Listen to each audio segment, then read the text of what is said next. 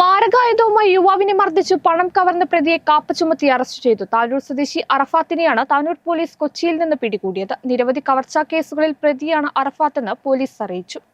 The complete family wedding, Lumika Wedding, Calicut Road, Chammad. Opening soon. Fancy and footwear. അക്രമം, കവർച്ച അടക്കം നിരവധി criminal കേസുകളിൽ പ്രതിയായ യുവാവിനെ കാപ്പ ചുമത്തി അറസ്റ്റ് ചെയ്തു. താനൂർ എടക്കടപ്പുറം സ്വദേശി ഈസ്പിന്റെ പുരക്കൽ അറഫാത്തിനെയാണ് താനൂർ പോലീസ് കാപ്പ ചുമത്തി അറസ്റ്റ് ചെയ്തത്. എടക്കടപ്പുറം മുക്കത്തോട് വെച്ച് യുവാവിനെ മാരകായുധവുമായി മർദ്ദിച്ച് കൊലപ്പെടുത്താൻ ശ്രമിക്കുകയും കവർച്ച നടത്തുകയും ചെയ്ത കേസിലാണ് അറസ്റ്റ്. ഇക്കഴിഞ്ഞ മാർച്ച് 31 താനൂർ സ്വദേശി സൈനുൽ ആബിദിനെ തടഞ്ഞു നിർത്തി പട്ടികവടി ഉപയോഗിച്ച് മർദ്ദിക്കുകയും പണം കവരുകയും ചെയ്തെന്നാണ് കേസ്. സംഭവത്തിന് ശേഷം ഒളിവിലായിരുന്ന അറഫാത്തിനെ എറണാകുളത്ത് നിന്നാണ് താനൂർ പോലീസ് സംഘം അറസ്റ്റ് ചെയ്തത്.